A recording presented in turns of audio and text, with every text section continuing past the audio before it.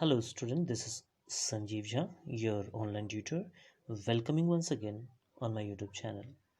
And as you see on your screen, that is the picture of chromosome. It is X shape as you see. So basically in this video, we discuss about what is chromosome, what is the structure of chromosome, and what are the basic functions that perform a chromosome. It's a very important topic because 20% or more than 18 to 20% the questions are asking from this topics or this chapter, we can say. Okay, so I hope you would like my videos. If you like, then please comment, subscribe my channel also. Okay, now we move to the topic, that is how we define the chromosomes. Now as you see on your screen, that is the definition of chromosome. How we define chromosomes: the microscopic thread-like structure of the nucleus that carries hereditary information in the form of genes and clearly visible during the metaphase and anaphase of the cell divisions are called chromosomes. What does it mean? इसका मतलब ये हुआ कि chromosome simple thread like structure है जो microscopic है, right. आप सोच सकते हो कि सेल तो माइक्रोस्कोप है, अब सेल के अंदर जो न्यूक्लियस है, न्यूक्लियस के अंदर जो थ्रेड लाइक स्ट्रक्चर है, तो वो बेसिकली नेकेड आई से नहीं देख सकते हैं, क्योंकि सेल ही नहीं देख सकते। तो सेल के अंदर जो न्यूक्लियस है, न्यूक्लियस के अंदर जो माइक्रोस्कोपिक थ्रेड लाइक स्ट्रक्चर है, without microscope not possible, right. तो simply it is the microscopic thread like structure of the nucleus, nucleus के अंदर थ्रेड लाइक स्ट्रक्चर जो हमें देखने को मिलता है, microscopic thread like structure that. और मैं एक बात बता दूँ, ये जो न्यूक्लियस होता है तो only it is found with in eukaryotic cells. Eukaryotic cells के न्यूक्लियस के अंदर ये पाया जाता है, प्रोकैरियोटिक में नहीं, ठीक है। तो क्या समझ में आया? The microscopic thread like structure of the nucleus that carries, और वो कैरी क्या करता है? वो thread like structure carries heredity information in the form of genes, genes के फॉर्म में वो हेरिडिटी इंफॉर्मेशन लेके जाता है, केयर करता है, ठीक है। एंड क्लियरली विजिबल, और हमेशा नहीं दिखाई देता है, कब दिखाई देता है? Clearly visible during the metaphase and anaphase of the cell division are called as chromosome, right. तो जो सिर्फ और सिर्फ मेटाफेज और एनाफेज जो सेल डिवीजन का स्टेप है, ये सब, ठीक है, ये सब हम क्लियर करेंगे। जीन, एनाफेज, मेटाफेज, धीरे धीरे जितना आगे बढ़ते जाएंगे क्लासेस में तो वो सब क्लियर होता जाएगा। तो आप सिर्फ जान लो कि these are the stage of cell division. तो these are only visible, chromosome are only visible during the these two stages, that is metaphase and anaphase of the cell division, right? So that is the basically the definition of chromosome. Okay, now it is discovered by the Walter Fleming in the year 1882, and the term chromosome is coined or given by Walter in the Walter in the 1888. Okay, so that is the basically chromosomes and their discover and जो नामकरण किया था, ये इसके बारे में हमें यहाँ पे जानकारी मिली है, राइट। आई होप आप लोगों को ये चीज़ समझ में आया होगा।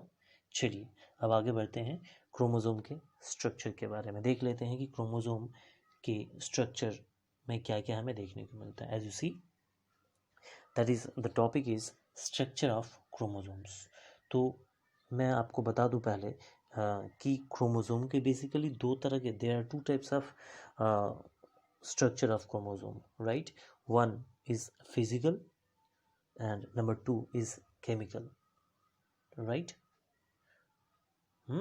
So here we discuss only the physical structure of the chromosomes.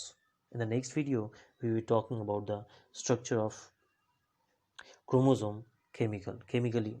Okay, now so physically each chromosome is made up of following parts. As you see, that is the 6 part: chromatids, primary constructions, centromere, secondary constructions, satellite, and telomere are the basic or the physical chromosome has, right? एक chromosome में आपको इतने सारे physically parts और parts आपको देखने को मिलेंगे, राइट?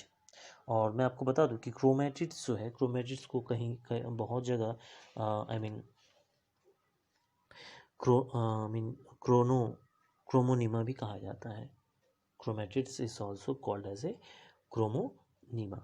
तो घबराने वाली कोई बात नहीं है, बहुत सारे बुक में क्रोमैटिड्स लिखे हैं, बहुत सारे बुक्स में क्रोमोनीमा लिखा हुआ है, तो दोनों का मतलब एक ही होता है, बट उनका स्टेज अलग रहता है।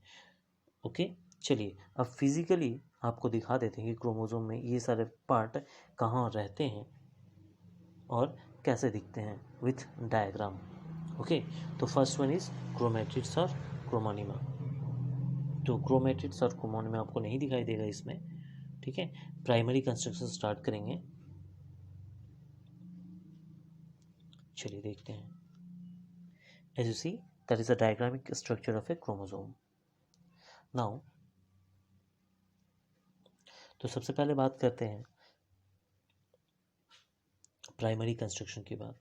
तो ये रहा, आप as you see that is the primary construction. This is the constructed part of a chromosome, right? So this part, ये कंस्ट्रक्टेड पार्ट, ये जो नैरो पार्ट दिख रहा है आपको, this part of a chromosome is term as primary construction. Clear? Then तो this basically these parts, as you see, that is the part which is known as primary construction. Okay, now the other part is, as you see, that is centromere. This is the part, as you see, as a circle, that is centromere, second part, right? Now next, that is the secondary part, the second narrow construction part आपको दिख रहा है, that is secondary part. Okay, here it is nuclear organizer and the satellite. So basically these are the parts that we are talking about in this chapter. Okay, चलिए, और जैसे मैं आपको बता रहा था कि जो क्रोमोनीमा या क्रोमैटिड्स पाए जाते हैं वो इसके अंदर ऐसे रहते हैं, दो इसके अंदर रहते हैं, वो यहाँ पे दिया नहीं है, ठीक है? इस तरह से ट्विस्टेड, इंटर ट्विस्टेड रहते हैं वो, लाइक वे, एक तरह से ऐसे ऐसे इंटर ट्विस्टेड। समझ में आ रहा है आप लोगों को? ऐसा रहता है। तो आई होप आपको समझ में आ गए सारे पार्ट्स कि ये जो इसके अंदर है ये क्रोमैटिड्स या क्रोमोनीमा है, this one inside the chromosome. And primary construction, as you see, that is the first constricted part of a chromosome, that is primary construction.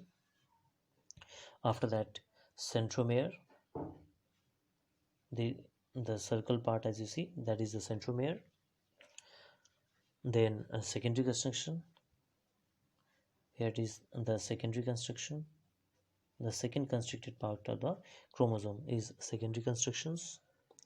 Then satellite, here is the satellite, and telomere is missing here, यहाँ पे आपको telomere मिलता है।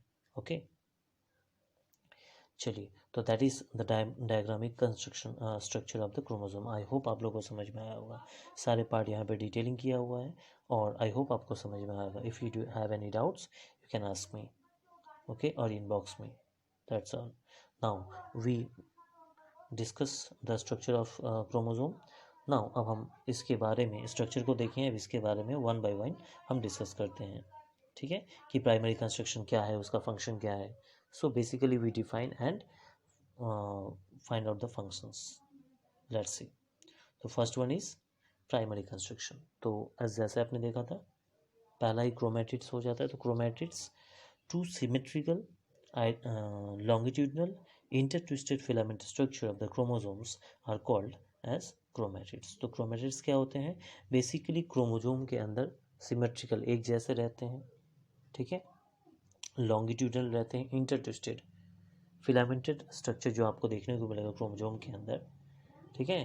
जो symmetrical रहेगा, longitudinal रहेगा और इंटरट्विस्टेड रहेगा, इस फिलामेंट को हम कहते हैं क्रोमैटिड्स, राइट बच्चों? Now what is function? इसका फंक्शन क्या है? It allow cells to store 2 copies of their information so that after cell division the daughter cell are produced healthy and fully functional, right? तो chromatids basically क्या करते हैं, ये sales को ये फैसिलिटी प्रोवाइड करते हैं कि उनके अंदर, ठीक है, इंफॉर्मेशन वो कॉपी करके रख सकते हैं, ताकि जब मदर सेल से डिवाइड होगा, सेल डिवीजन होगा, 2 डॉटर सेल होंगे, तो daughter cell properly healthy produced होंगे और फुल्ली फंक्शनल होंगे, उसके लिए क्रोमेटिड रिस्पॉन्सिबल रहता है। तो आई होप आपको समझ में आया होगा कि what is chromatid and function. Now we move to the second slide, that is primary construction and its function. What is primary construction, तो आपने देखा था, फिगर में दिखाया था आपको। तो पहला कंस्ट्रिक्टेड पार्ट मतलब नैरो पार्ट, सिकुड़ा हुआ। The first constricted part of the chromosomes which contain centromere at a particular position is called primary construction। तो प्राइमरी कंस्ट्रक्शन वो पार्ट है क्रोमोसोम का जो सिकुड़ा हुआ पार्ट रहता है, और उसमें कहीं ना कहीं क्या पाया जाता है, सेंट्रोसोम प्रेजेंट रहता है उसके अंदर, राइट? तो वो सिकुड़ा हुआ इलाका, वो constructed part of chromosomes which contain centromere at the particular position is called primary constriction, right? So this is how we define the primary construction. Now let's see primary construction जो होता है वो divide बहुत important रहता है किसी भी chromosomes के लिए, because primary constriction divide the chromosomes into 2 arms. ठीक है, आपने वीडियो उसमें देखिएगा, आप पीछे भी जाके देख सकते हो स्लाइड्स में, कि प्राइमरी कंस्ट्रक्शन जो है वो 2 आर्म आपको, जिसमें मैं बात नहीं किया था उसमें, तो यही प्राइमरी कंस्ट्रक्शन है कि that divide the chromosome into 2 arms. The short arm is known as P arm, and the long arm that is known as Q arms. Okay, so that's why it is very important, primary construction. Now what is the function? So basically its function is it hold the centromere, जो centromere part है chromosome का, उसको ये hold करके रखता है, पकड़ के रखता है, right? So that is all about the primary construction and its function. I hope you are enjoying these videos. Now we move to the next things, that is next part, that is centromere and what is its function. तो how we define centromere? तो centromere को कैसे define करेंगे? The dense coiled part within the primary construction. Primary construction के अंदर dense coiled part जो chromosome का रहता है, that is termed as centromere. Okay, and how we define the centromere, sorry, what is the function of centromere? So as you see, that is it is responsible for the attachment of spindle fiber with the chromatids. Spindle fiber और chromatids के साथ जो attachment होता है cell division के दौरान, तो उसको जो उसके लिए जो जिम्मेदार रहता है, यानी स्पाइंडल फाइबर और क्रोमैटिड्स को अटैचमेंट जो करवाता है, उसके लिए जो जिम्मेदारी होती है, जो काम होता है जोड़ना, तो वो काम कौन करता है? That is centromere, right? तो चलिए आगे बढ़ते हैं चौथे पार्ट की तरफ, that is secondary constriction and its function. तो आपने वीडियो में देखा था पहले वाले, जब मैं स्ट्रक्चर दिखा रहा था, तो एक प्राइमरी कंस्ट्रक्शन था, उसके अलावा भी और एक कंस्ट्रक्टेड पार्ट था, राइट? तो उस पार्ट को हम क्या कहते हैं? सेकेंडरी कंस्ट्रक्शन कहते हैं। ठीक है, समझ में आ रहा है? चलिए डिफाइन करते हैं, how we define the secondary construction. तो in addition to primary construction, chromosomes possess another constricted part that containing nuclear organizer, okay, is known as secondary construction। तो हमने देखा कि प्राइमरी कंस्ट्रक्शन के अलावा भी एक दूसरा कंस्ट्रिक्टेड या नैरो पार्ट पाया जाता है क्रोमोसोम में, जो न्यूक्लियर, जिसके अंदर न्यूक्लियर ऑर्गेनाइजर पाया जाता है, उसे हम सेकेंडरी कंस्ट्रक्शन कहते हैं, राइट? तो प्राइमरी कंस्ट्रक्शन में सेंट्रोमेयर था, और सेकेंडरी कंस्ट्रक्शन के अंदर क्या पाया जाता है? Nuclear organiser. तो मैं आपको बता दूं कि न्यूक्लियर ऑर्गेनाइजर क्या है। ठीक है, तो as you see, nuclear organiser is the chromosomal region. Chromosome का वो रीजन है around which the nucleus is form. उसके आसपास ही क्या होता है? न्यूक्लियस बनता है। ओके, तो समझ में आया व्हाट इज न्यूक्लियर ऑर्गेनाइजर? तो nuclear organiser is the chromosomal region around which the nucleus is formed. Okay, it is also known as nucleus organizer region, or in short NORD. clear? So that is the secondary construction definition. And what is the basic function of it? तो secondary construction क्या करता है? It take part in the reorganization of nucleus at the end of the cell division. Cell division जब खत्म हो जाता है तो reorganized न्यूक्लियस को रीऑर्गेनाइज किस तरह से किया जाए उसके लिए जो उसमें ये पार्टिसिपेट करता है सेकेंडरी कंस्ट्रक्शन. ओके, तो that is all about secondary construction. I hope you will understand the topics and enjoying also. Now we move to the next part, that is satellite. Now how we define the satellite? So the round or elongated knob like structure present behind the nuclear organizer of a chromosome, ठीक है, is known as satellite. तो आप अगर nucleus organiser या basically हम primary secondary constriction के पीछे एक स्ट्रक्चर देखेंगे जो कि राउंड रहेगा या फिर इलोंगेटेड नॉब जैसा दिखाई देगा क्रोमोजोम में, तो उस राउंड और इलोंगेटेड नॉब लाइक स्ट्रक्चर को हम डिफाइन कर सकते हैं एज ए सैटेलाइट, राइट? तो that is how we define the satellite. The round or elongated knob-like structure present behind the nuclear organizer of a chromosome is known as satellite, right? So satellite remain connected with the rest of the chromosome by thin chromatin filaments. Satellite और chromosome एक दूसरे से जुड़े रहते हैं किसके द्वारा? Through a thin chromatin filament. एक पतला सा क्रोमेटिन फिलामेंट पाया रहता है जो सैटेलाइट और the rest of the chromosome को अटैच करके रखता है, राइट? तो ये सब छोटे छोटे टॉपिक्स हैं जो क्वेश्चंस में आते हैं, तो मैंने यहाँ पे ऐड कर दिया है ताकि आप लोगों को याद करने में और आसानी हो जाए, right? Now what is the function of satellite? It play a vital role in the formation of nucleus form, ठीक है? ये भी न्यूक्लियस किस तरह फॉर्म करेगा? न्यूक्लियस जैसे न्यूक्लियर ऑर्गेनाइजर करता था वैसे ही ये दोनों मिलके क्या करते हैं? न्यूक्लियस के फॉर्मेशन में हेल्प करते हैं, right? Now the last part, that is telomere. तो टेलोमेयर जैसे आप देख रहे हो, टेल से ही टेलोमेयर आ रहा है. तो the terminal part of the chromosome का जो टर्मिनल पार्ट है जहाँ पे खत्म होता है, खत्म होने वाला पार्ट मतलब एंड में, एकदम एंड, ठीक है? तो एंड में जो आपको जो पार्ट दिखाई देता है क्रोमोजोम का, जो सबसे एंड वाला पार्ट रहता है, उसे हम क्या कहते हैं? That is known as telomere. Okay, the terminal part of the chromosome is known as telomere. What is the function of telomere? As you see that is there बहुत सारे फंक्शंस हैं, बट यहाँ पे मेन जो 3 function है उसके बारे में यहाँ पे बात की जा रही है. As you see, first it protect the terminal part of the chromosome, right? Second, it prevent 2 ends of chromosome from sticking together. मान लीजिए आपके पास 2 क्रोमोजोम है या एक ही क्रोमोजोम है, तो वो दोनों एंड आपस में जुड़ ना जाए, उसके लिए प्रोटेक्शन देता है, ठीक है? देखिए कुछ इस तरह से मैं बता देता हूँ.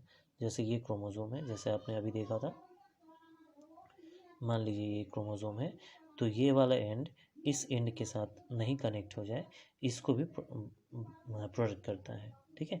या फिर ये एंड इस एंड के साथ नहीं जुड़े, या फिर ये एंड इसके साथ नहीं जुड़े, ये एंड इसके साथ नहीं जुड़े, इस चीज़ को प्रोटेक्शन कौन देता है?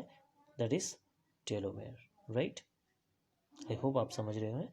तो आगे बढ़ते हैं. It also take vital role in the DNA replication में ये हेल्प करता है. रेप्लिकेशन मतलब जेरोक्स कार्बन कॉपी करना, ठीक है? तो that is the basically the parts of the chromosomes and their function, right?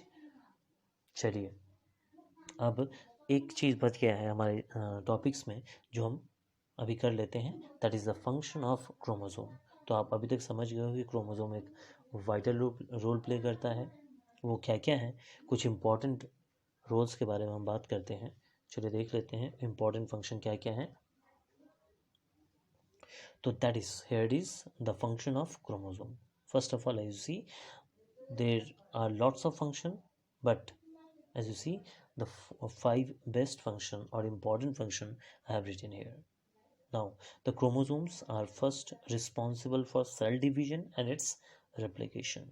Cell division, cell का जो डिवीजन होता है, दैट इज रिस्पॉन्सिबल क्रोमोजोम वो करता है, और उसका रिप्लिकेशन बनाना, उसके जैसे ही एक रिप्लिका तैयार करना, कॉपी बनाना, जेरोक्स बनाना, जो आप समझते हो। तो ये basically that is only possible for chromosomes. अगर क्रोमोजोम्स नहीं रहता तो सेल का डिवीजन नहीं होता, ग्रोथ नहीं रहता, और उसका रिप्लिकेशन भी तैयार नहीं होता। तो आप समझ रहे हो कि क्रोमोसोम कितना इम्पॉर्टेंट चीज़ है, राइट। तो that is the first function और main function of chromosomes, that responsible for the cell division and its replication. Second thing is that it make DNA fit inside the nucleus. देखिए, आप पहले सोच लीजिए कि cell बहुत बड़ा होता है, राइट। कितना बड़ा रहता है? बहुत बड़ा तो रहता नहीं है, छोटा रहता है, माइक्रोस्कोपिक। सेल के अंदर न्यूक्लियस रहता है। अब न्यूक्लियस के अंदर डीएनए को फिट करना रहता है। डीएनए का लेंथ आप लोग को मालूम है कितना होता है? It is all about 2 metre, may be 2 metre तक लंबा रहता है। बताइए, उसको कॉयल करके, छोटा करके, पतला करके, उतना छोटे के अंदर कैसे फिट करता है, राइट। तो it make DNA fit inside the nucleus. उतने बड़े से चीज़ को उतने से माइक्रोस्कोपिक सामान के अंदर कैसे रखना है, वो रिस्पॉन्सिबल फॉर क्रोमोसोम इसके लिए जिम्मेदार रहता है, ठीक है। Now third things is that it also help in the inheriting genes और DNA from parent to their offspring. आप लोग देखते हो कि जो मैं किसी को हर्ट नहीं करना चाहता हूँ, जो नाटे रहते हैं, ठीक है, बौना जिसे कहते हैं, हाइट की बात होती है, कोई लॉन्ग हाइट होता है, कोई शॉर्ट हाइट होता है, तो उसके पेरेंट्स जैसे रहते हैं वैसा ही, जैसे hair, colour of eye, height, these are the basic called inherit, this is responsible for genes। तो ये जो होता है, ये पेरेंट्स से ऑफस्प्रिंग में ले जाने का जो होता है, वो इसी के हेल्प से होता है, क्रोमोसोम्स करते हैं। अगर क्रोमोसोम नहीं रहते तो कोई भी गुण, कोई भी कैरेक्टरिस्टिक्स, ठीक है, टू पेरेंट और देयर ऑफस्प्रिंग डज नॉट, सब देखने में अलग अलग रहते हैं, सबका हाइट, कलर, सब कुछ अलग रहता है, ठीक है। कोई भी, अब देखो, हम लोग क्या रहते हैं अपने माँ बाप से या कोई पेरेंट्स से, किसी ने, कोई माँ से या कोई पापा से, हम लोग क्या रहते हैं, लगभग एक जैसे रहते हैं। उनकी आंखें, नाक, कुछ ना कुछ मिलता रहता है, राइट। तो that is responsible only for chromosome. तो अब आप लोग को समझ में आ रहा है कि क्रोमोसोम कितने इंपॉर्टेंट है, that is the thing. And fourth, it is also protect genes and DNA from damage. Genes और डीएनए को किसी भी तरह डैमेज ना हो, ठीक है, इसीलिए क्रोमोसोम उसको प्रोटेक्शन देता है। It also decide the gender of an embryo. Embryo का जेंडर कैसा रहेगा, मेल फीमेल, ठीक है, जेंडर ये पहचानता है क्रोमोसोम्स, ओके। तो ये that is all about the function of chromosome. I hope आप लोगों को अच्छा लगा होगा, और अगर अच्छा लगा होगा तो लाइक ज़रूर करें, कमेंट ज़रूर करें। Like, comment always welcome. और